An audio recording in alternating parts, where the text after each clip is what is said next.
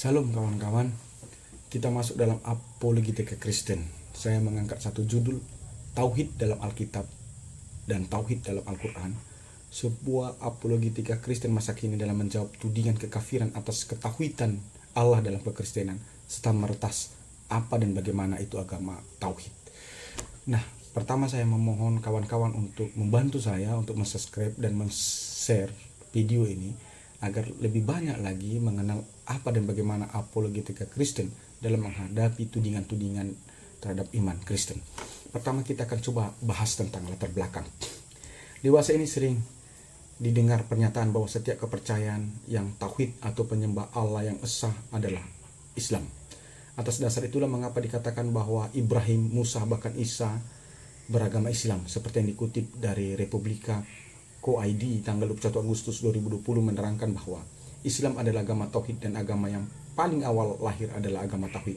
Atas dasar inilah kenapa diklaim bahwa Adam hingga anak-anak Adam bernama Habil dan Labil beragama Muslim, seperti dalam surah 5 Al-Maidah ayat 27-30. Sekalipun fakta historisnya Alkitab adalah kitab yang pertama mengisahkan hal itu.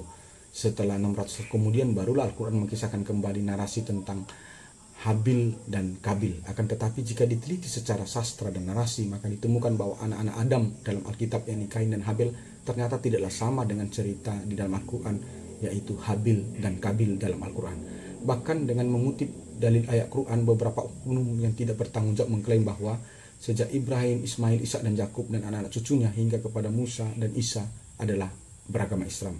Seperti yang tertulis dalam surah 2 Al-Baqarah ayat 136. Katakanlah, kami beriman kepada Allah dan kepada apa yang diturunkan kepada kami dan kepada apa yang diturunkan kepada Ibrahim, Ismail, Ishak, Yakub dan anak cucunya, dan kepada apa yang diberikan kepada Musa dan Isa, serta kepada apa yang diberikan kepada nabi-nabi dari Tuhan mereka. Kami tidak membedakan seorang pun di antara mereka dan kami berserah diri kepadanya. Kata berserah diri di sini digunakan kata muslimat. Jadi itu dalam Al-Baqarah ayat 136. Demikian juga dalam dalil Quran dalam surah 3 Ali Imran ayat 67, redaksinya begini. Ibrahim bukanlah seorang Yahudi dan bukan pula seorang Nasrani, tetapi dia adalah seorang yang lurus Muslim dan dia tidaklah termasuk orang-orang yang musyrik. Dalam bahasa Arabnya dikatakan Ibrahim sebagai seorang hanifam atau yang lurus dan sebagai seorang muslimah atau seorang yang berserah diri kepada Allah. Dan oknum-oknum itu menyimpulkan bahwa semua nabi pada awalnya beragama Islam. Dan kalaupun ada nabi yang tidak memeluk agama Islam menurut Quran, hal itu disebabkan karena mereka telah memperoleh ilmu akibat kedengkian. Dengan mengutip Quran dari surah 3 Ali Imran ayat 19, redaksinya begini. Sesungguhnya agama di sisi Allah ya Islam. Tidaklah berselisih dengan orang-orang yang telah diberi kitab kecuali setelah mereka memperoleh ilmu karena kedengkian di antara mereka. Barang siapa yang ingkar terhadap ayat-ayat Allah, maka sungguh Allah sangat cepat perhitungannya. Jadi beberapa oknum ini dengan dalil ayat Quran berasumsi bahwa melalui kenabian Muhammad maka tidak benar bahwa Ibrahim atau Musa pembawa agama Yahudi dan menolak bahwa Isa Al-Masih pembawa agama kekristenan atau Nasrani, tetapi mengklaim bahwa mulai dari Adam hingga kepada Isa adalah pembawa agama Tauhid atau Islam. Dengan mengutip dalil Quran dari surah 5 Al-Maidah ayat 3 dikatakan gini, pada hari ini aku sempurnakan agamamu untukmu dan aku cukupkan nikmatku bagimu dan aku telah ridai Islam sebagai agamamu. Bahkan Quran mengutip kisah Nabi Yunus dan mengklaim bahwa Nabi Yunus adalah Islam dengan mengutip ayat Quran dari surah 10 Yunus ayat 72, redaksinya begini. Maka jika kami berpaling dari peringatanku, aku tidak meminta imbalan sedikit pun darimu, imbalanku dan tidak lain hanyalah dari Allah, dan aku diperintah agar aku termasuk golongan muslim atau berserah diri. Quran juga mengklaim bahwa Yusuf juga beragama muslim dengan mengutip surah 12 Yusuf ayat 11, redaksinya begini. Tuhanku, sesungguhnya engkau telah menganugerahkan kepadaku sebagian kekuasaan dan telah mengajarkan kepadaku sebagian tahwil mimpi. Wahai Tuhan pencipta langit dan bumi, engkaulah pelindungku di dunia dan di akhirat. Wafatkanlah aku dalam keadaan muslim dan gabungkanlah aku dengan orang-orang saleh. Bahkan Quran menyatakan bahwa Isa Al-Masih adalah muslim sebab para pengikut dan pembelanya adalah beragama muslim, seperti yang dikutip dalam surah 3 Al-Imran ayat 52. Maka ketika Isa merasakan keingkaran mereka Bani Israel, dia berkata, siapakah yang akan menjadi penolongku untuk menegakkan agama Allah Maka Hawariyun atau sahabat setianya menjawab, kamilah penolong agama Allah. Kami beriman kepada Allah dan saksikanlah bahwa kami adalah orang-orang Muslim. Hal itu ditambah ricu dengan ceramah Zakir Naik yang diklaim sebagai cendekiawan Islam pada masa kini. Zakir Naik mengatakan bahwa umat Islam lebih Kristen dari umat Kristen. Dalil Zakir Naik mengatakan hal itu karena menurutnya dirinya mewakili umat Islam lebih melakukan dan meniru hal-hal lahiriah dari Yesus Kristus, seperti Yesus bersunat atau khitan dan umat Islam sunat atau khitan. Yesus melarang minum alkohol, umat Islam tidak minum alkohol, dan Zakir Naik menuduh bahwa budaya barat minum alkohol adalah produk kekristenan. Tambahkan lagi, menurut Zakir Naik, Alkitab Kristen melarang makan babi dan umat Islam tidak makan babi, tetapi umat Kristen justru makan babi. Alkitab mengajarkan agar perempuan Kristen memakai kerudung atau hijab dan perempuan Islam melakukannya, tetapi perempuan Kristen tidak melakukannya. Zakir Naik juga mengutip ayat Alkitab soal menyembah Allah yang esa atau tauhid, dan menurut Zakir Naik, Islam menyembah Allah yang esa sedangkan Kristen tidak karena konsep Trinitas. Nampaknya dalam konteks ini Zakir Naik lebih mengenal Yesus Kristus dalam arti lahiriah, tapi Zakir Naik tidak mengenal Yesus Kristus dalam arti ajaran atau spiritual daripada Yesus Kristus itu sendiri. Dan nampaknya juga Zakir Naik tidak bisa membedakan mana hukum Allah yang belum digenapi, yakni perjanjian lama, dan mana hukum Allah yang sudah digenapi di dalam Yesus Kristus, yaitu perjanjian baru. Itulah kenapa Zakir Naik memakai dalil-dalil perjanjian lama untuk membenarkan praktik poligami, praktik tidak makan babi, praktik sunat, dan praktik tidak makan darah, dan lain sebagainya. Jika semua klaim-klaim Al-Quran ini dipahami secara teologis, tentu itu adalah hak privasi umat Islam dengan ajaran kitab sucinya Al-Quran. Tetapi jika klaim-klaim Quran ini dipakai oknum untuk menolkan agama-agama lain atau agama terdahulu Islam untuk meningkatkan nilai superioritas agama Islam, maka klaim-klaim itu harus diuji kebenarannya secara historis. Karena fakta historis adalah fakta realitas yang tidak bisa diasumsikan karena harus dibuktikan oleh peristiwa-peristiwa yang telah terjadi. Oknum boleh saja memakai ayat-ayat Quran untuk mengasumsikan apa saja untuk meningkatkan nilai agamanya, tetapi oknum harus membuktikan klaim-klaim itu secara historis agar tidak menjadi narasi yang cacat sejarah dan dianggap umat sebagai kebenaran mutlak. Dan dalam konteks Alkitab dan Al-Quran, maka fakta historisnya adalah Alkitab adalah kitab suci yang pertama sekali mengisahkan dan menarasikan nabi-nabi yang disebut Al-Quran itu, kecuali Muhammad. Kenapa? Karena Alkitab sudah ada sejak tahun 100 Masehi di Konsili Yamnia. Lalu 600 tahun kemudian muncul Al-Quran yang juga mencatat nama-nama nabi yang telah diberitakan oleh Alkitab terlebih dahulu, dan Al-Quran menambahkan satu nama nabi lain yang tidak ada dalam Alkitab, yaitu Muhammad. Persoalannya adalah perbedaan narasi dan klaim antara kisah Alkitab dan kisah Al-Quran dalam menarasikan hidup para nabi-nabi tersebut. Dalam menanggapi klaim tauhid yang disinonimkan dengan agama Islam, hal ini juga perlu dikaji secara akademis agar jangan jatuh pada asumsi belaka yang kebenaran asumsi itu jauh dari kebenaran historis yang perlu dipertanyakan kebenarannya. Pertama, apakah ajaran tauhid itu adalah agama, atau jangan-jangan tauhid itu bukan agama, tetapi iman atau kepercayaan seseorang secara personal, sehingga boleh dikatakan bahwa tauhid adalah agama yang pertama di dunia ini. Kedua, apakah muslim itu sama dengan agama Islam? Karena jika tauhid dipahami sebagai orang yang berserah, yang dalam bahasa Arabnya adalah muslim, tentu semua nabi Allah pastilah orang yang berserah kepada Tuhan. Akan tetapi bukankah dalam tauhid di sana tidak ada pengakuan kepada Muhammad sebagai nabi? Sedangkan di dalam Islam antara Muhammad sebagai nabi dan pengakuan kepada Allah SWT yang esa tidak dapat dilepas pisahkan. Bukankah syarat mutlak untuk memeluk agama Islam adalah bersahadat, yang penekanan syahadat itu adalah pengakuan kepada Allah SWT dan kepada Muhammad sebagai nabinya. Ketiga, dalam meretas asumsi bahwa Islam adalah agama pertama di dunia ini dari segala agama-agama yang ada, lalu siapakah pemeluk agama Islam yang pertama menurut Al-Quran? Bukankah Al-Quran menyatakan bahwa Muhammad adalah orang yang pertama memeluk agama Islam? Sedangkan surah 6 Al-An'am ayat 162 sampai 163 redaksinya begini. Katakanlah Muhammad, sesungguhnya solatku, ibadahku, hidupku, dan matiku hanyalah untuk Allah, Tuhan dan seluruh alam.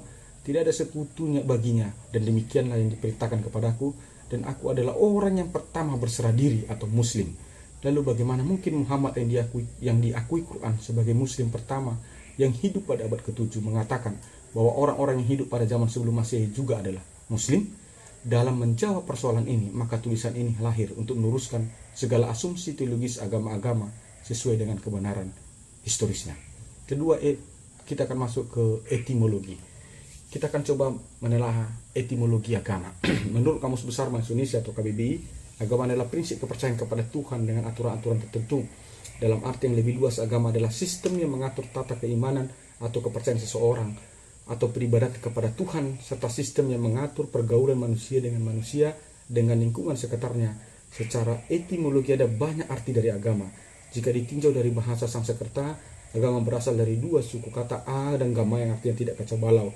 Jika kita lihat dari kitab Sumigirma dari Hindu, agama berasal dari suku kata a artinya kosong, ga artinya tempat, dan ma artinya terang atau sinar, sehingga agama didefinisikan sebagai ajaran yang menguak rahasia atau misteri terang Tuhan. Tapi dari semua definisi di atas kita menemukan beberapa faktor dari agama, yaitu 1. Adanya pengakuan kepada Tuhan. 2. Adanya sistem yang mengatur hubungan Tuhan dengan manusia. 3. Adanya sistem yang mengatur hubungan manusia dengan manusia. 4. Adanya sistem yang mengatur hubungan manusia dengan alam sekitar. Jadi dari faktor yang ada di dalam agama ini tentu kita bisa simpulkan bahwa agama lebih dominan kepada sistem atau aturan dan peraturan yang mengaturkan perilaku hidup manusia. Mengapa harus ada aturan dan peraturan dalam agama? Tentu tujuannya baik, supaya manusia tidak kacau balau. Akan tetapi tidak bisa pula dipungkiri bahwa dalam konteks aturan peraturan atau sistem di dalam agama itulah unsur-unsur manusiawi bisa mencemari agama itu sendiri, di mana terkadang sistem atau aturan peraturan dalam agama itu dipolitisasi oleh manusia dengan meraskan agama untuk kepentingan-kepentingan tertentu. Itulah mengapa pada era dewasa ini telinga kita akrab dengan istilah politisasi agama, yaitu ketika aturan dan peraturan agama dipakai untuk kepentingan-kepentingan politik untuk meraih kekuasaan. Dan dalam era dewasa ini pula kita melihat ada gelombang ketidakpuasan dan ketidakpercayaan atas agama. Kenapa? Karena bukan sekali dua kali kita mendengar perang, kekerasan, dan pembantaian terjadi karena persoalan sistem agama. Bahkan di negeri ini para pelaku kejahatan adalah orang-orang yang mengaku beragama, belum lagi sistem agama yang diatur dan dibuat sehingga mempersempit kebebasan hak asasi manusia dalam berinteraksi dengan sesamanya manusia dengan slogan atau ajaran kafir, fasik, dan musyrik. Artinya, agama sewaktu-waktu bisa menjadi musuh kebebasan hak asasi manusia dengan membatasi manusia itu bersosialisasi dan berinteraksi dengan sesamanya ketika sistem agama itu telah tercemari oleh politisasi. Gelombang kejenuhan manusia pada sistem-sistem agama inilah yang memunculkan pengakuan bahwa bertuhan tidak sama dengan beragama, dan di sisi lain bermunculnya gerakan anti agama yang disebut dengan kaum ateisme. Kita akan masuk ke etimologi tauhid. Kata tauhid berasal dari bahasa Arab, yaitu wahada. Terkadang juga dipakai kata yuwajidu yang artinya adalah keesahan Allah, atau Allah yang esa, Allah yang satu, Allah yang tunggal. Jadi dapat didefinisikan tauhid adalah kepercayaan kepada penyembahan Allah yang esa. Lalu kita akan coba lihat tauhid di dalam Alkitab. Jauh sebelum Quran ada dengan ajaran tauhid atau keesahan Allah, ternyata Alkitab sudah ada terlebih dahulu dan mengajarkan tauhid atau keesahan Allah. Hanya saja harus diakui dan tidak terbantahkan bahwa ajaran tauhid atau keesahan Allah dalam Alkitab tidak sama dengan ajaran tauhid atau keesahan Allah di dalam Al-Quran. Atas dasar perbedaan konsep tauhid dalam Alkitab dan Al-Quran inilah mengapa beberapa oknum sering menuding bahwa Alkitab telah dipalsukan.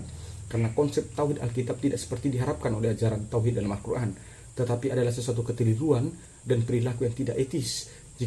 Jika kita menuding sesuatu itu palsu hanya karena sesuatu itu tidak sama dengan kita, atau hanya karena sesuatu itu tidak seperti yang kita harapkan.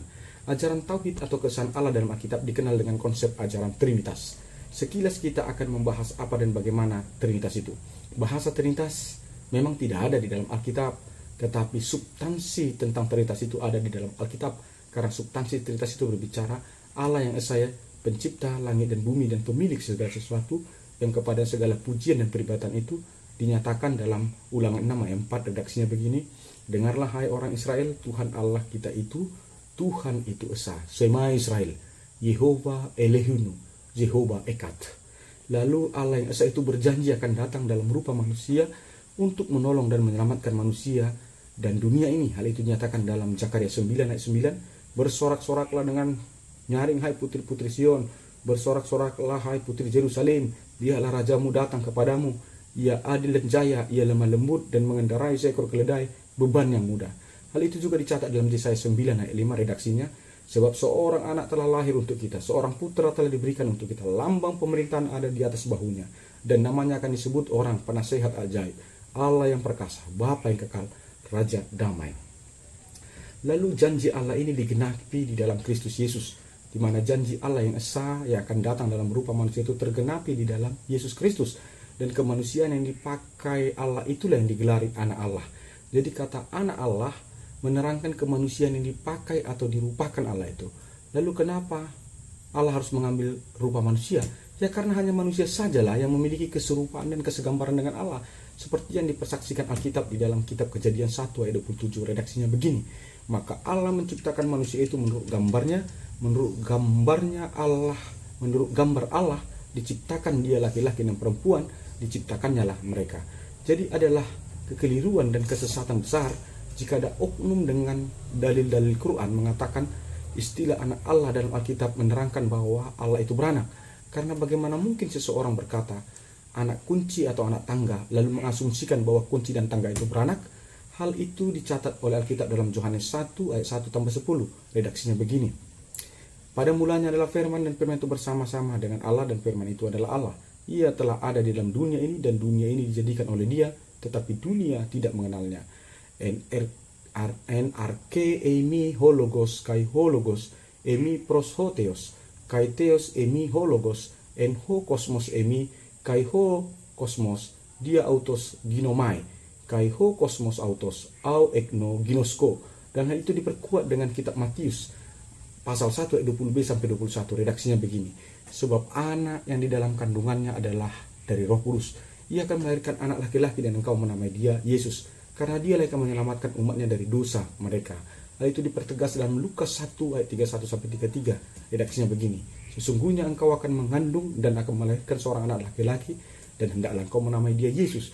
Dia akan menjadi besar dan akan disebut anak Allah yang maha tinggi, dan Tuhan akan mengkaruniakan kepadanya tahta Daud bapa leluhurnya, dan dia akan menjadi raja atas kaum keturunan Yakub sampai selama-lamanya, dan kerajaannya tidak akan bersudahan. Dan para malaikat di surga ikut memberi kesaksian bahwa Yesus Kristus adalah Tuhan yang menjadi manusia, yang akan menjadi juru selamat dunia. Hal itu dicatat dalam Lukas 2 ayat 11-12. Redaksinya begini. Hari ini telah lahir bagimu juru selamat, yaitu Kristus Tuhan di kota Daud, dan inilah tandanya bagimu, kamu akan menjumpai seorang bayi dibungkus dengan lampin dan terbaling dalam palungan. Lalu setelah Yesus Kristus anak Allah itu menyelesaikan tugas dan misinya, yakni mati di kayu salib untuk menebus dosa umat manusia yang percaya kepadanya, lalu dia bangkit dan antara orang mati untuk menunjukkan bahwa dirinya adalah yang ilahi yang tidak bisa diikat atau ditahan oleh kematian, dan dia naik ke sorga untuk menunjukkan bahwa Yesus bukanlah dari dunia ini tapi dia berasal dari sorga. Lalu Yesus mencurahkan rohnya yang disebut Roh Kudus untuk menyertai dan menguatkan umatnya dalam melakukan pemberitaan Injil sambil menunggu kedatangannya kedua kali ke dunia ini untuk menghakimi seluruh dunia ini dan menentukan siapa yang masuk surga dan masuk neraka. Seperti kesaksian Yohanes Pembaptis tentang Yesus dalam kitab Yohanes 1 ayat 33-34. Redaksinya begini. Dan Yohanes memberi kesaksian, katanya, aku telah melihat roh turun dari langit seperti merpati, dan dia tinggal di atasnya, dan aku pun tidak mengenalnya, tetapi dia mengutus aku untuk membaptis dengan air, telah berfirman kepadaku, jikalau engkau melihat roh itu turun kepada seseorang dan tinggal di atasnya, dialah itu yang akan membaptis dengan Roh Kudus. Dan aku melihatnya dan memberi kesaksian, ia inilah anak Allah. Dan Alkitab menerangkan bahwa Roh Kudus ini akan menyertai dan memberikan kecerdasan ilahi kepada umatnya dalam menyampaikan dan menerangkan isi imannya ketika mereka sedang disudutkan. Seperti yang dicatat dalam Lukas 12 ayat 11-12. Redaksinya begini.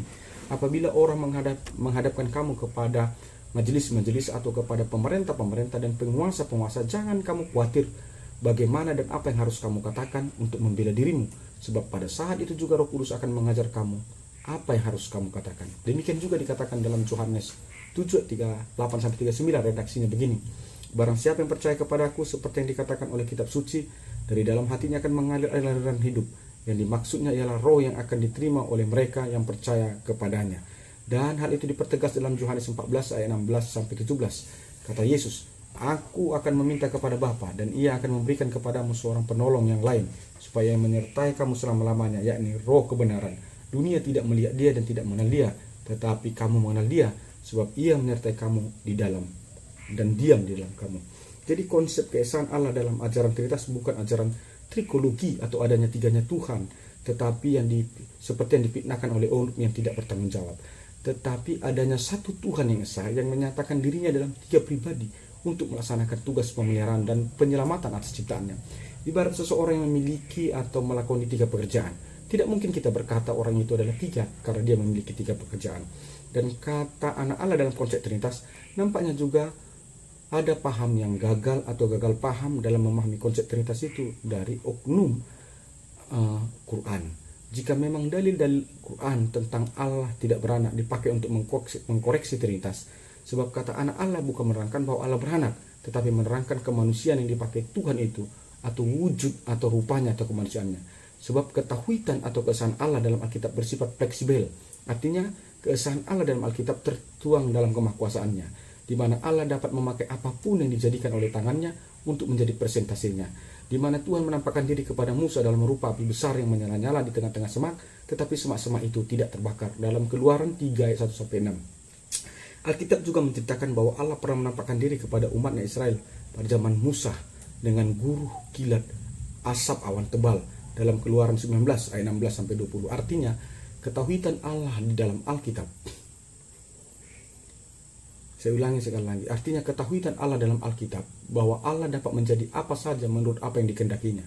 Karena itu pula ketika Allah menjadi manusia, hal itu tidak menjadi masalah dalam hal ketahuitan atau kesan Allah dalam Alkitab. Sekalipun mungkin bagi Al-Quran, berita Allah menjadi manusia adalah masalah besar bagi ketahuitan atau kesan Allah di dalam Al-Quran. Meretas lebih dalam lagi asumsi Quran yang menganggap kafir atau bertentangan dengan ketahuitan ketika iman Kristen berkata Yesus Kristus adalah Tuhan. Mungkin adalah kekeliruan pemahaman atau kekeliruan tafsiran oleh pihak-pihak tertentu ketika mensamakan atau mencocokkan Yesus Kristus dalam Alkitab adalah pribadi yang sama dengan Isa Al-Masih di dalam Al-Quran. Alkitab sama sekali tidak mengenal Isa Al-Masih, dan tidak ada satu ayat pun Alkitab yang menyebutkan Isa Al-Masih adalah Tuhan. Tetapi ada banyak ayat di dalam Alkitab yang merujuk bahwa Yesus Kristus adalah Tuhan. Jadi bagi Alkitab tidak ada soal dan tidak ada kaitan pengakuan Quran yang di dalamnya Isa Al-Masih mengaku bahwa dia bukan Tuhan dan tidak pernah meminta untuk disembah sebagai Tuhan, kecuali jika Al-Quran menyebut nama Yesus Kristus bukan Tuhan, atau jika Al-Quran mencatat ada pengakuan dari Yesus di dalam Quran yang menyebutkan dirinya bukan Tuhan dan tidak pernah meminta dirinya disembah sebagai Tuhan.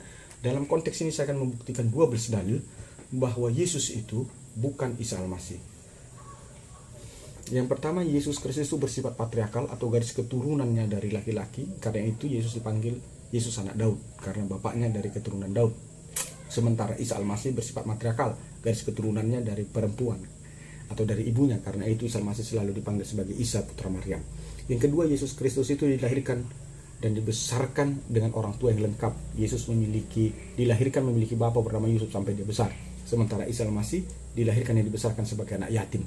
Artinya Isa Al-Masih lahir dia tidak punya bapa sampai dia besar, dia tidak mengenal siapa bapaknya. Yang ketiga, Yesus Kristus dilahirkan di Bethlehem Efrata, sementara Isa Al-Masih dilahirkan di Baitul Maqdis. Yang keempat, Yesus Kristus dan orang tuanya tidak mengalami persekusi pasca dilahirkan dari kaumnya, sementara Isa Al-Masih mengalami persekusi dari kaumnya pasca Isa Al-Masih dilahirkan oleh ibunya Siti Maryam.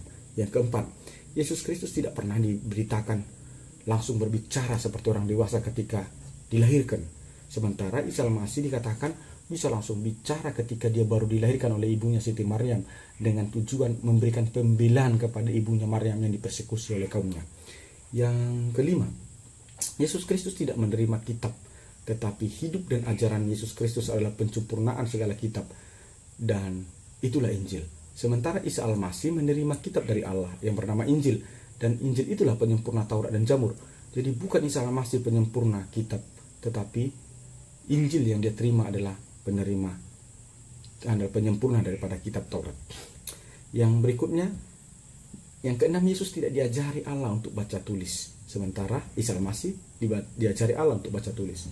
Yang ketujuh, Yesus tidak pernah membuat mukjizat burung dari tanah liat seperti yang diceritakan Alkitab, sementara Isa Al-Masih diceritakan Quran membuat mukjizat dengan membuat burung dari tanah liat. Yang kedelapan, Yesus Kristus itu diberitakan mati, disalibkan dan dikubur, sementara Isa Al-Masih tidak mati dan tidak dikubur.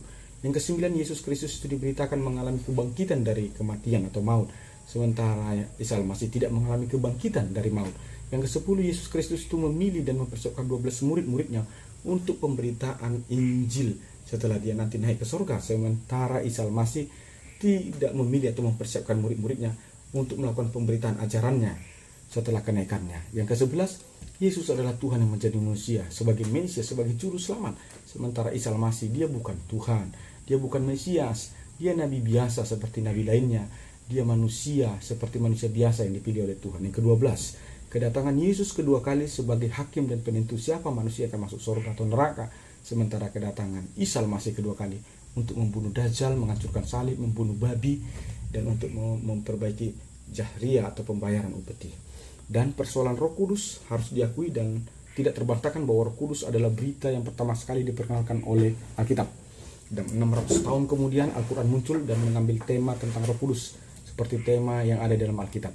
Hanya saja persoalannya konsep Alkitab tentang Roh Kudus adalah Roh Allah itu sendiri, sehingga Roh Kudus itu hakikatnya adalah Tuhan Allah. Sedangkan 600 tahun kemudian Al-Quran membawa konsep yang berbeda tentang Roh Kudus, di mana di mata Quran Roh Kudus itu bukan Roh Tuhan Allah, atau Roh Kudus bukan pribadi yang memiliki hakikat Tuhan Allah. Tema Roh Kudus dalam Al-Quran tersurat dalam surah 2 Al-Baqarah ayat 87 sampai 253. Seperti dalam situs Mijaludian wordpress.com tanggal 28 Agustus 2012 menerangkan bahwa Roh Kudus itu adalah malaikat, dan diasumsikan bahwa Roh Kudus itu adalah malaikat Jibril. Pernyataan itu diangkat dari dalil Quran dalam surah 16 Anhal ayat 12. Redaksinya begini: katakanlah Rohul Kudus dalam kurung Jibril menurunkan Al-Quran itu dari Tuhanmu dengan benar untuk meneguhkan hati orang yang telah beriman dan menjadi petunjuk serta kabar gembira bagi orang yang berserah diri kepada Allah. Jadi bisa dimengerti bahwa persoalan sesungguhnya adalah adanya perbedaan paradigma antara Alkitab dan Al-Quran tentang Roh Kudus. Perbedaan itu muncul karena Al-Quran, kitab yang kemudian 600 tahun sesudah Alkitab, membawa berita yang berbeda tentang Roh Kudus dari Alkitab sebagai kitab yang pertama memberitakan dan memperkenalkan Roh Kudus. Kenapa dikatakan Alkitab adalah kitab yang pertama dan Al-Quran adalah kitab kemudian atau 600 tahun kemudian setelah Alkitab? Hal itu sesuai dengan informasi historis yang diakui tentang awal mula Al-Quran berada dan ada di dunia ini. Situs Wikipedia menerangkan bahwa Muhammad, si penerima wahyu Al-Quran, lahir pada tahun 570 Masehi dalam kalender Arab disebut tahun gajah di Mekah, dan wafat tahun 632 Masehi di Madinah. Informasi yang sama diterima dari situs detiknews.com tanggal 24 November 2020, ditulis oleh Luciana Mustinda, menerangkan bahwa Muhammad lahir di Mekah tahun gajah atau tahun 570 Masehi. Ayahnya bernama Abdullah bin Abdul Muntalib dan ibunya bernama Aminah binti Wahab. Lalu Muhammad menikah umur 24 tahun dengan seorang perempuan bernama Khadijah yang berumur 40 tahun, dan Muhammad wafat pada umur 63 tahun. Dalam situs suara.com tanggal 29 April 2020, ditulis oleh Dani Garizzo, pertama sekali Muhammad menerima wahyu Quran pada tanggal 17 Ramadan 13 tahun sebelum Hijriah atau sekitar tahun 610 Masehi di Gua Hira. Itu artinya Al-Quran itu ada di dunia sejak tahun 610 sampai 632 Masehi atau sekitar pada abad 7 Masehi. Kitab Perjanjian Lama sudah tersusun atau sudah terkanon sejak tahun 100 sebelum Masehi di Yamnia, dan Perjanjian Baru sudah terkanon pertama sekali tahun 170 Masehi yang dikenal dengan kanon Moratoria dan disempurnakan kembali pada Konsili Kartago tahun 397 Masehi. Inilah fakta historis yang tidak terbantahkan, bahwa Alkitab adalah kitab suci pertama yang berbicara soal ketahuidan Allah, berbicara soal Roh Kudus, berbicara soal Mesias dalam Kristus Yesus dan lain sebagainya. Dan setelah itu 600 tahun kemudian Al-Quran muncul sebagai kitab suci dengan menyinggung tema-tema yang sudah ada di dalam Alkitab seperti ketahuidan Allah, Isa Al-Masih, Rohul Kudus dan lain sebagainya. Hanya saja berita Al-Quran tentang tema-tema itu berbeda atau bertolak belakang dengan berita pertama yang telah disampaikan oleh Alkitab. Jika diteliti secara detail dan signifikan dan komprehensif, hampir semua berita-berita tentang nabi-nabi yang ada di dalam Alkitab yang diberitakan kembali oleh Al-Quran semuanya berbeda dan bertolak belakang sama sekali dengan nabi-nabi yang sebelumnya yang telah diberitakan oleh Alkitab, yang dimulai dari Adam hingga Isa Al-Masih. Hanya saja Al-Quran menambahkan satu pribadi sebagai pusat pemberitaan, yang ini Muhammad sebagai nabi, sedangkan Alkitab tidak mengenal atau mencatat tentang Muhammad sebagai nabi. Jadi dalam hemat saya, perbedaan dalam Alkitab dan Al-Quran itulah faktanya. Bukan soal ini asli dan soal itu palsu, bukan ini suci dan ini kafir. Namanya saja sudah berbeda dan bertolak belakang. Sampai kapanpun tidak akan bisa koheren. Akan tetapi adalah satu sikap yang tidak etis atau sikap yang jahat jika kita menuding seseorang kafir, palsu, fasik hanya karena ia tidak sama dengan kita atau ia tidak seperti kita harapkan. Karena perbedaan bukanlah tempat untuk dijadikan saling menuding, mempersekusi, apalagi saling menghujat dan memaki. Tapi perbedaan adalah panggung di mana kita saling menunjukkan nilai-nilai akhlak dan moral siapa yang lebih baik sesuai dengan ajaran kita. Tauhid dalam Al-Quran. Dalam Quran istilah tauhid seperti penyembahan kepada Allah yang esa, yang satu atau yang tunggal. Dalam Al-Quran sering menyebutnya dengan bahasa Arab la ilaha illallah, yang artinya tidak ada yang berhak disembah selain Allah. Dan tauhid ini menjadi akidah Islam yang mengajarkan Allah itu sah, bahwa tidak ada yang dapat diserupakan atau disekutukan dengan Allah. Dan ajaran tauhid ini bisa ditemukan dalam ayat-ayat Quran seperti surah 16 Anhal ayat 36, surah 9 At-Taubah ayat 31, surah 98 Al-Bayyinah ayat 5. Dan para ulama Islam sepakat bahwa ketauhidan Allah itu dipahami dalam 3 hal. Yang pertama, Allah adalah sang pemilik segala sesuatu atau Rabb atau Rububiyah dengan dalil Quran dari surah 39 Az-Zumar ayat 62. Yang kedua, hanya kepada Allah saja penyembahan atau peribadatan atau uluhiyah dengan dalil Quran dari surah 3 Ali Imran ayat 18. Yang ketiga, bahwa Allah yang Esa itu memiliki banyak nama atau Asmaul Husna sesuai sifat keagungan Allah itu sendiri. Dan Quran menerangkan ada 99 nama Allah atau Asmaul Husna. Artinya melalui ketiga hal ini Islam memahami arti keesaan atau ketauhidan dari Allah yang mereka sembah. Seperti yang disampaikan cendekiawan Islam Waris Shihab dalam acara liputan6.com tanggal 2 Mei 2020. Shihab menerangkan bahwa segala kegiatan atau aktivitas manusia harus dikaitkan dengan kepercayaan keesahan Allah. Keesaan Allah pencipta adalah beribadah dan mengenal sifat dan karakter Allah. Akan tetapi konsep keesahan dalam Quran sangat kaku sekali. Maksudnya, bagi Quran, Allah akan tetap menjadi Allah dan tidak boleh menjadi apapun atas apa yang diciptakannya dengan tangannya. Seperti yang disampaikan oleh Wahid Hasim Asrofi dalam situs Muslim or ID menerangkan bahwa konsep keesaan Allah dalam Trinitas yang dianut kekristenan dianggap sebagai kebatilan. Bahkan Asrofi berasumsi bahwa konsep keesaan Trinitas itu berasal dari ajaran paganisme atau penyembah berhala. Dalil Asrofi mengatakan hal itu sebab menurutnya konsep keesaan Trinitas itu hasil produk manusia, yakni hasil konsili Nisia tahun 325 Masehi dan hasil konsili Konstantinopel tahun 381 Masehi. Di mana Asrofi memahami bahwa konsep keesaan Trinitas itu bukan untuk kepentingan Allah, tetapi untuk kepentingan lembaga kekristenan untuk menyelesaikan perpecahan dalam tubuh kekristenan. Sehingga menurut Asrofi kekristenan itu menyerap ajaran filsafat paganisme Yunani untuk menjadi solusi perpecahan dari ajaran Trinitas. Hasim Asrofi mencoba mengkritik ajaran keesaan Allah dalam Trinitas dari kacamata Al-Quran, di mana menurut Asrofi ajaran Trinitas yang menyebutkan Tuhan menjadi manusia di dalam Kristus Yesus adalah kesesatan menurut kacamata Al-Quran. Asrofi mengutip ayat Quran dalam surah 4 An-Nisa 171, redaksinya, "Wahai ahli kitab, janganlah kamu melampaui batas agamamu, dan janganlah kamu mengatakan terhadap Allah kecuali yang benar. Sesungguhnya Al-Masih putra Maryam adalah utusan Allah, dan yang diciptakan dengan kalimatnya kepada Maryam, dan dengan tiupan roh darinya. Maka berimanlah kamu kepada Allah dan Rasul-Rasulnya, dan janganlah kamu mengatakan bahwa Tuhan itu 3. Berhentilah dari ucapan itu lebih baik bagimu. Sesungguhnya Allah Tuhan yang Maha Esa, Maha Suci Allah dari mempunyai anak. Segala yang di langit dan di bumi adalah kepunyaannya. Cukupkanlah Allah menjadi pemelihara." Asrofi juga mengutip ayat Quran dari surah 5 Al-Maidah 17, redaksinya, "Sesungguhnya telah kafirlah orang yang berkata, sungguh Allah itu ialah Al-Masih putra Maryam." Asrofi juga mengutip ayat Quran di dalam ayat dalam Quran yang terdapat bahwa pengakuan Isa Al-Masih bahwa dirinya bukan Tuhan yang patut disembah sebagai Tuhan dari surah 5 Al-Maidah 116, redaksinya begini, "Dan ingatlah ketika Allah berfirman, hai Isa Al-Masih putra Maryam, adakah kamu mengatakan kepada manusia, jadikanlah aku dan ibuku 2 orang Tuhan selain Allah? Isa menjawab, Maha Suci engkau, tidak patut bagiku mengatakan apa yang bukan hakku mengatakannya. Jika aku pernah mengatakannya, tentulah engkau mengetahui apa yang ada pada diriku, dan aku tidak mengetahui apa yang ada pada diri engkau. Sungguh engkau maha mengetahui perkara-perkara gaib." Lalu Asrofi berasumsi ajaran Trinitas yang ada dalam kekristenan sebagai bukti bahwa Alkitab adalah kekristenan yang sudah palsu, sudah tidak terjamin keasliannya. Dasar Asrofi mengatakan bahwa Alkitab sudah palsu dan tidak terjamin keasliannya tidak lain tidak bukan karena isi Alkitab tidak sesuai yang diharapkan oleh Al-Quran, atau isi Alkitab berbeda dengan isi Al-Quran. Logika sederhananya, etiskah sebuah tindakan atau perkataan ketika kita mengatakan sesuatu itu palsu karena sesuatu itu berbeda dengan kita, atau tidak seperti yang kita harapkan? Dari paradigma Hasim Asrofi dengan dalil-dalil ayat Quran itu bisa diasumsikan bahwa keesaan Allah menurut Al-Quran adalah Allah tidak bisa menjadi apapun selain menjadi Allah saja. Itulah mengapa dikatakan kafirlah orang yang mengatakan bahwa Allah itu menjadi manusia atau anak. Dengan kata lain, keesaan Allah dalam Al-Quran adalah Allah tidak bisa menjadi apapun, atau Allah tidak boleh menjadi apapun selain menjadi Allah.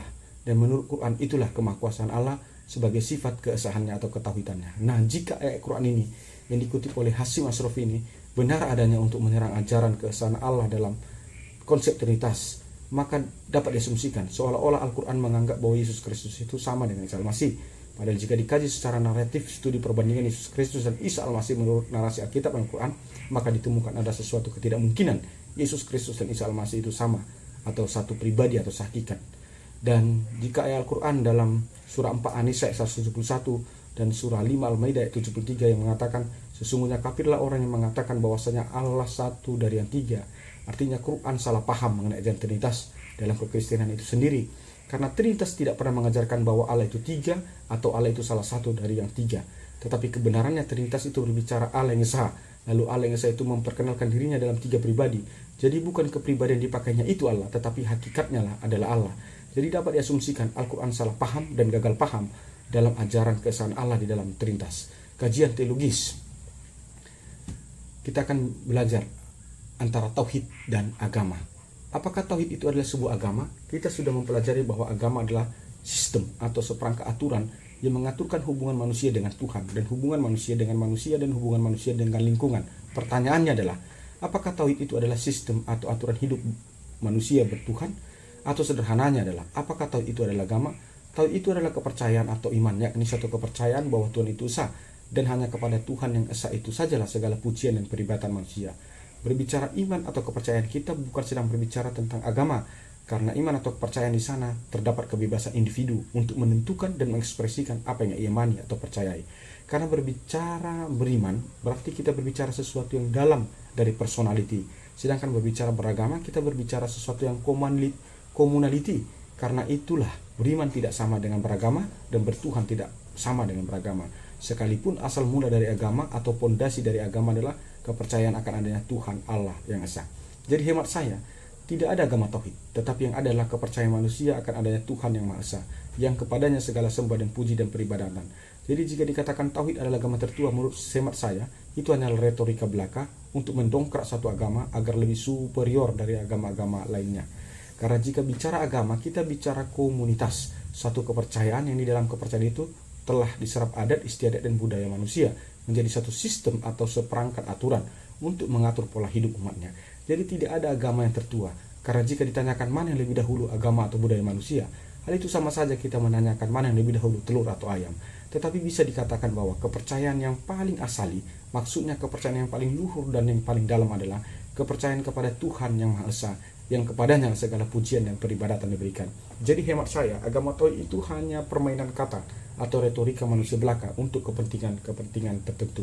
Jadi jika kita rujuk dalam perjanjian lama, mulai dari kitab Kejadian hingga kitab Maleakhi, yang ke-39 kitab itu, tidak ada satupun ayat yang menuliskan bahwa Allah Alkitab menurunkan sebuah agama bagi umatnya.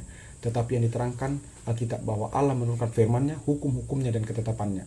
Karena perjanjian lama diturunkan kepada orang Israel yang dikenal dengan istilah Yahudi, akhirnya orang sekitar menyebut kepercayaan itu sebagai agama Yahudi. Demikian juga jika dirujuk dalam perjanjian baru, dari kitab Matius sampai Wahyu yang ke-27 kitab itu, tidak ada satu ayat pun yang menuliskan atau menerangkan bahwa Tuhan dalam Yesus Kristus datang menurunkan atau membawa agama. Yesus Kristus hanya menurunkan sabda ajaran atau firman-Nya yang menjadi hukum atau pedoman yang harus diikuti oleh umatnya. Di kemudian hari orang-orang sekitar yang melihat perkumpulan orang percaya ini menamai atau menyebut kumpulan orang percaya itu sebagai Kristen, yang artinya pengikut Yesus Kristus, yang diterangkan dalam kitab Kisah Para Rasul 11 ayat 26. Redaksinya begini: mereka tinggal bersama-sama dengan jemaat itu 1 tahun lamanya sambil mengajar banyak orang. Di Antiokialah murid-murid itu untuk pertama sekali disebut Kristen.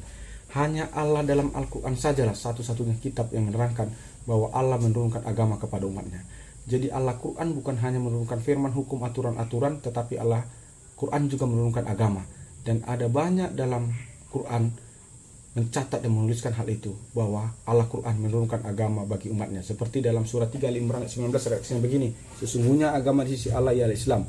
Surah 5 Al-Maidah ayat 3 redaksinya begini: pada hari ini aku telah sempurnakan agamamu untukmu dan aku telah cukupkan nikmatku bagimu dan telah aku ridai Islam sebagai agamamu. Surah 3 Al-Imran ayat 85 redaksinya begini: dan barang siapa mencari agama lain selain Islam, dia tidak akan diterima di akhirat dan dia termasuk orang-orang yang merugi. Jadi tidak terbantahkan bahwa Allah dalam Alkitab tidak sama dengan Allah dalam Al-Quran, di mana Allah dalam Alkitab tidak menurunkan agama tetapi menurunkan firman, hukum dan aturannya. Tetapi Allah dalam Al-Quran bukan hanya menurunkan firman, hukum dan ketetapannya, tetapi juga menurunkan agama. Jadi kebenarannya adalah isi dan eksistensi Alkitab dan Quran adalah tidak sama dan bertolak belakang secara totality. Hanya orang bodoh yang berusaha mengkorelasikan sesuatu yang tidak sama atau sesuatu yang sudah bertolak belakang sama sekali. Yang ketiga, yang berikutnya kita akan mempelajari Muslim dan Islam dan Syahadat. Dalam konteks ini kita belajar terminologi Muslim dan Islam. Apakah arti Muslim dan apakah arti Islam itu? sehingga kita boleh mengerti apakah ketika dikatakan muslim sudah pasti beragama Islam. Lalu kita harus mertas bagaimana itu menjadi muslim dan bagaimana itu menjadi beragama Islam, sehingga kita boleh mengetahui kebenaran apakah benar semua nabi-nabi yang berserah kepada Tuhan yang esa secara otomatis memeluk agama Islam. Lalu kita perhadapkan asumsi yang mengatakan bahwa semua nabi-nabi yang berserah kepada Tuhan yang esa itu adalah beragama Islam. Apakah itu sesuai dengan kebenaran sejarah atau kebenaran historis? Maksudnya kita harus lihat fakta sejarah kapan lahir para nabi-nabi itu dan kapan lahir agama Islam di dunia ini.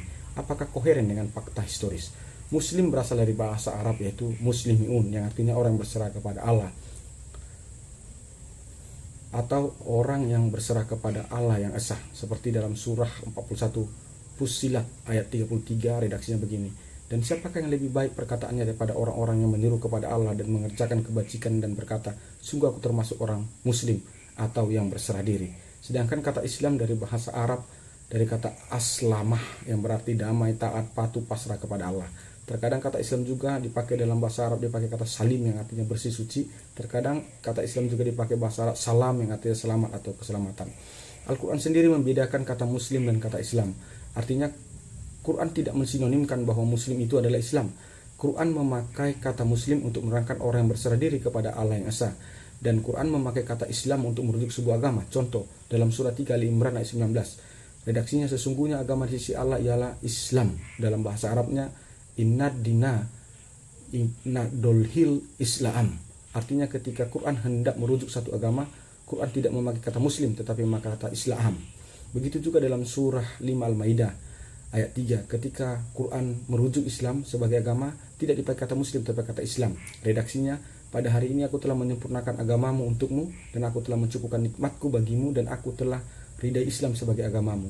Dalam bahasa Arabnya al-yauma akmaltu lakum dinakum wa atmantu alaikum ni'mati wa raditu Islam lakumul islama dinah. Artinya tidak dipakai kata muslim di sini tetapi dipakai kata Islam untuk merujuk sebuah agama. Begitu juga dalam surah 3 Ali Imran ayat 85 dikatakan redaksinya, barang siapa yang mencari agama lain selain Islam, ia tidak diterima di akhirat, dia termasuk orang yang merugi. Perhatikan bahasa Arabnya, wa may yabtaki goirul islami. Artinya Quran tidak memakai kata muslim untuk menerangkan agama tetapi memakai kata islami. Jadi ketika Quran menyebut bahwa Ibrahim adalah orang yang lurus atau hanif dan seorang yang berserah diri atau muslimah, dalam surah 3 Al Imran ayat 67 redaksinya begini, Ibrahim bukanlah seorang Yahudi dan bukan pula seorang Nasrani, tapi dia seorang yang lurus, muslim, dan dia tidak termasuk orang-orang musyrik. Apakah ketika Quran menyebut Ibrahim seorang muslim, hal itu menandaskan bahwa Ibrahim memeluk agama Islam?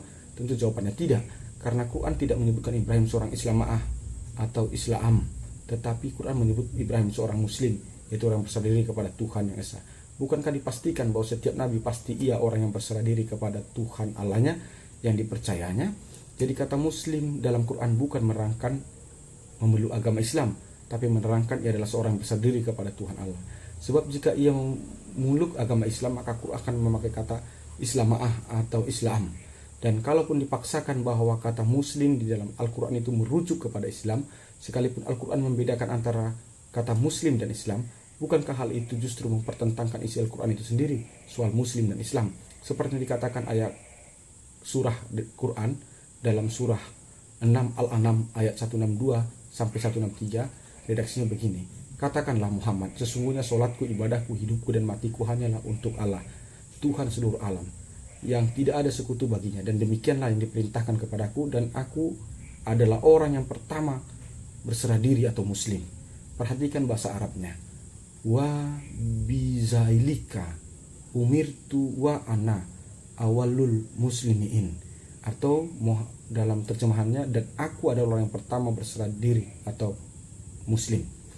Nah, jadi jika muslim itu adalah agama Islam, lalu bagaimana umat Islam dapat berkata bahwa nabi-nabi mulai dari Adam hingga Isa Al-Masih adalah pemeluk agama Islam, jika Muhammad sendiri di dalam Al-Quran mengaku bahwa dirinya adalah orang yang pertama memeluk agama Muslim atau Islam?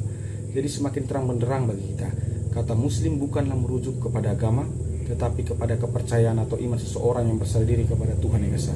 Sedangkan jika merujuk kepada agama, maka akan digunakan kata Islam.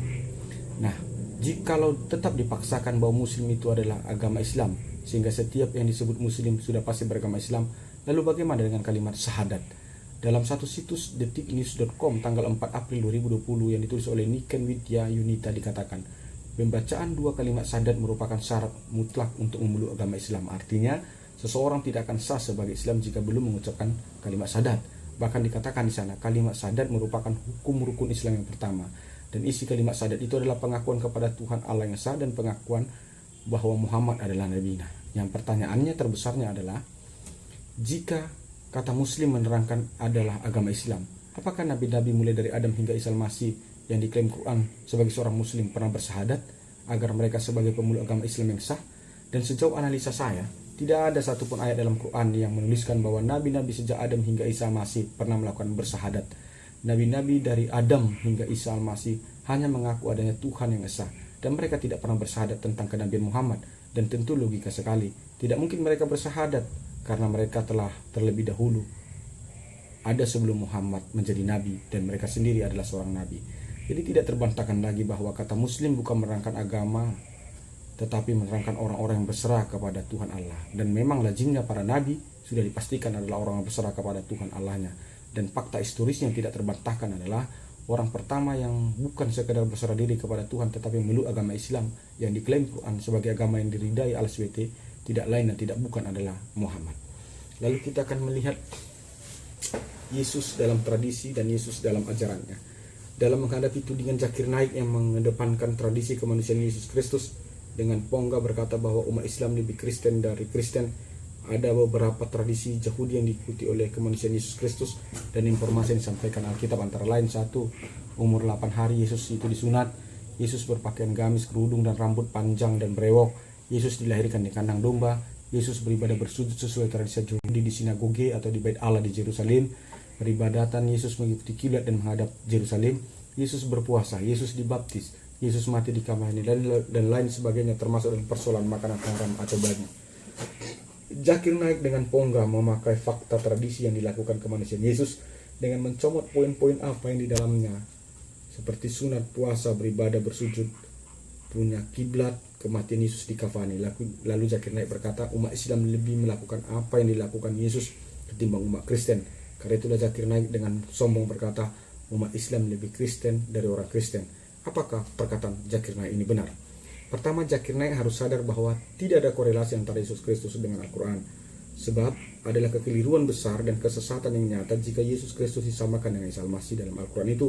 Artinya adalah satu kebodohan besar jika Zakir Naik hendak mengkoreksi Alkitab dengan kacamata Al-Quran. Karena hampir seluruh isi berita Alkitab dan Al-Quran tidak sama, bahkan bertolak belakang. Lalu bagaimana Zakir Naik menyamakan Kristen dan Islam sehingga Zakir Naik mampu berkata, umat Islam lebih Kristen dari Kristen?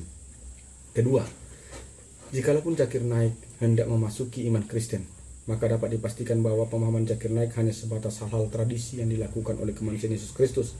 Tapi Zakir Naik pemahamannya tidak sampai pada apa yang diajarkan atau yang diperintahkan oleh Yesus Kristus. Karena Alkitab menerangkan Yesus tidak pernah mengajarkan atau memerintahkan melakukan tradisi yang dilakukan oleh kemanusiaannya. Itulah kenapa orang Kristen tidak harus lahir semua di kandang domba. Orang Kristen tidak perlu semua gondrong, brewok, dan pakai gamis, dan lain sebagainya. Tetapi Yesus mengajarkan dan memerintahkan hal-hal apa yang telah digenapinya. Contoh, persoalan sunat. Yesus tidak memerintahkan melakukan sunat daging, sebab sunat di dalam kekristenan bukan lagi diletakkan pada tubuh lahiriah manusia itu, tetapi sunat orang Kristen adalah sunat Kristus Yesus, atau itulah disebut dengan sunat rohani.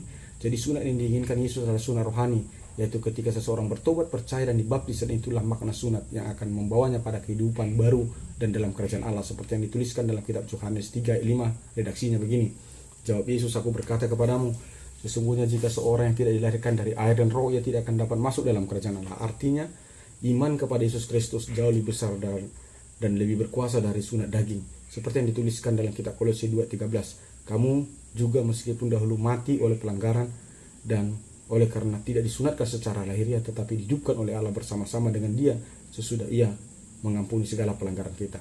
Contoh berikutnya, masalah makan haram atau babi. Memang benar dalam perjanjian lama ada konsep makanan haram, yaitu babi sebagai salah satu makanan haram. Tetapi Yesus berkata dalam Markus 7:15 tambah 18-23.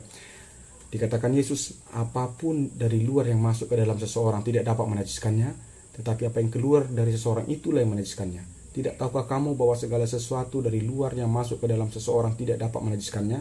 Karena bukan yang masuk ke dalam hatinya, tetapi ke dalam perutnya lalu dibuang di jamban. Demikianlah ia menyatakan semua makanan halal. Katanya lagi, apa yang keluar dari seseorang itulah yang menajiskannya.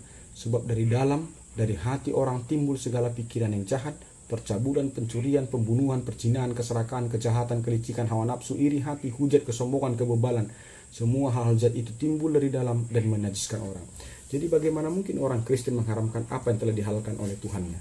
Jadi bagi orang Kristen yang haram itu bukan jenis makanannya, tetapi yang haram itu adalah berbuat dosa. Contoh berikutnya soal puasa. Di dalam Kristenan puasa itu ada, tetapi puasa yang dilakukan orang Kristen itu bersifat personal. Hanya dirinya dan Tuhan saja yang tahu ia sedang berpuasa. Berbeda dengan puasa yang dilakukan umat Islam masa kini, yang dilakukan secara komunal dan disiarkan agar semua orang tahu bahwa umat Islam sedang menjalankan ibadah puasa. Yesus berkata dalam Matius 6 ayat 16, dan apabila kamu berpuasa, janganlah muram mukamu seperti orang munafik. Mereka mengubah air mukanya supaya mereka melihat bahwa mereka sedang berpuasa. Aku berkata kepadamu, sesungguhnya mereka telah mendapatkan upahnya. Tetapi apabila engkau berpuasa, minyakilah kepalamu dan cucilah mukamu, supaya jangan dilihat orang bahwa engkau sedang berpuasa, melainkan hanya Bapamu yang di tempat tersembunyi. Maka Bapamu melihat yang tersembunyi akan membalaskannya kepadamu. Jadi adalah kekeliruan besar argumen Zakir Naik yang menyebutkan tidak ada puasa dalam kekristenan. Tapi Zakir Naik tidak pernah tahu bahwa orang Kristen sedang melakukan puasa, karena puasa orang Kristen bukan untuk dilihat dan diketahui oleh manusia. Yang ketiga, semua argumen Zakir Naik tentang kekristenan membuktikan bahwa Zakir Naik memiliki paradigma a priori atau sebelah mata melihat dan memahami kekristenan itu sendiri. Sehingga argumen-argumen Zakir Naik hanya asumsinya belaka yang jauh dari kebenaran historis dan teologis daripada kekristenan itu. Zakir Naik hanya memainkan sebuah permainan kata atau retorika yang kedengaran logis dan enak didengar, tetapi jika dikaji lebih jauh lagi, ternyata retorika itu jauh dari kebenaran latar belakang atau kebenaran historikal Alkitab. Mengutip apa yang dikatakan Quran kepada Muhammad, bahwa untuk mengetahui kebenaran Alkitab, maka ada baiknya Zakir Naik bertanya kepada pemilik dan yang pernah memahami dan membaca Alkitab itu sendiri. Seperti yang tertulis dalam surah 10 Yunus ayat 94 dikatakan, maka jika engkau Muhammad berada dalam keraguan-raguan tentang apa yang kami turunkan kepadamu, maka tanyakanlah kepada orang-orang yang membaca kitab sebelummu. Sungguh telah datang kebenaran kepadamu dari Tuhanmu, maka jangan sekali-kali engkau termasuk orang yang ragu.